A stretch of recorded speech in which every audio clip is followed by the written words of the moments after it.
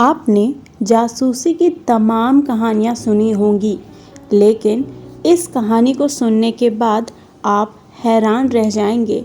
ये कहानी उस महिला की है जिसने देश के महान स्वतंत्रता सेनानी को बचाने के लिए अपने ही पति की हत्या कर दी थी।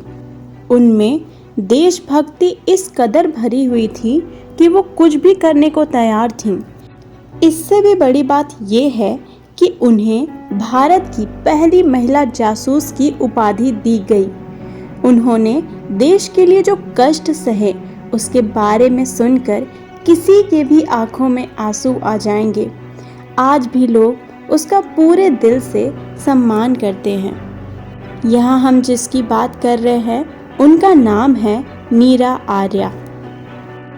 उनकी कहानी जानने के लिए आपको वक्त में पीछे जाना होगा, उतना पीछे जब भारत एक गुलाम देश था। अंग्रेज यहाँ के लोगों को प्रताड़ित कर रहे थे। भारत को लूटकर सारा खजाना ब्रिटेन पहुँचाया जा रहा था।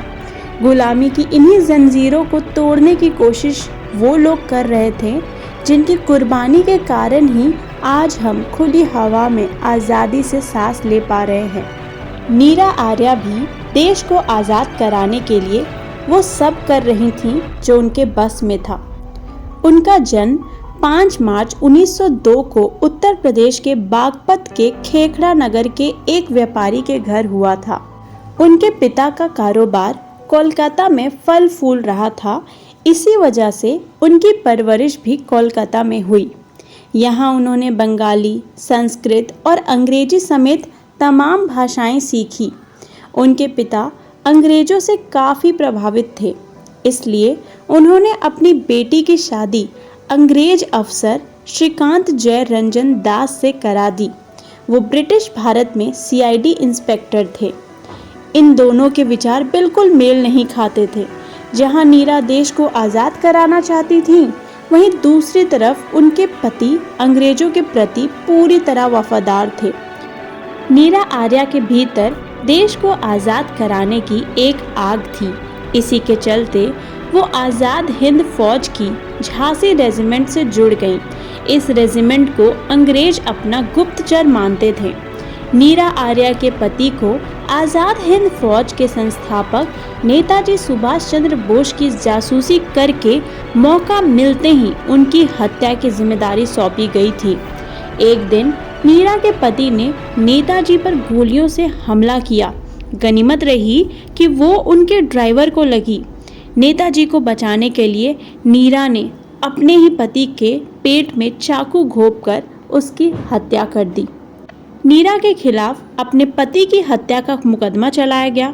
उन्हें आजीवन कारावास की सजा हुई। जेल में खूब टॉर्चर किया गया, इतना टॉर्चर कि एक स्तन तक काट दिया गया। जी हाँ, उनका एक स्तन तक काट दिया गया था। लेकिन उन्होंने आखिरी सांस तक देश के साथ गद्दारी नहीं की। कारावास के दौरान मीरा आर्या को अंडमान भेज दिया गया। यहाँ उन्हें एक छोटी सी कोठरी में रखा जाता, लोहे की जंजीरों में बांध कर रखा जाता। लगातार उनके साथ बदसलूकी की जाती रही। अंग्रेज मीरा से पूछते थे कि सुभाष चंद्र बोस कहाँ छिपे हुए हैं, तो वो बोलती थी कि उनकी तो हवाई दुर्घटना में मौत हो गई है। ये बात पूरी दुनिया जानती है। फिर जेलर ने कहा कि तुम झूठ बोलती हो। जानकारी देने के बदले मीरा को जमानत देने तक का लालच दिया जाता, लेकिन उन्होंने एक लफ्ज़ तक नहीं बोला। जेलर फिर पूछता है कि सुभाष चंद्र बोस कहाँ हैं, तो नीरा कहती है कि मेरे दिल और दिमाग में है। गुस्से में जेलर ने कहा कि ठीक है, हम तुम्हारे दिल को चीर कर निकाल कर देखेंगे कि नेताजी कहाँ हैं।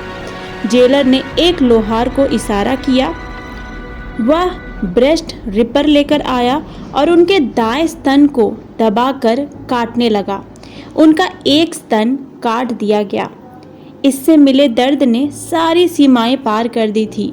जेलर ने काफ़ी बदसलूकी की और कहा कि दोबारा जुबान लड़ाई तो दोनों स्तन काट दिए जाएंगे। जब देश आज़ाद हुआ तब मीरा आर्या जेल से बाहर आईं। उन्हें हैदराबाद में फूल बेचकर अपना गुजारा करना पड़ा। साल 1998 में उनका निधन हुआ। उन्होंने अपने जीवन पर एक किताब भी लिखी जिसका नाम है मेरा जीवन संघर्ष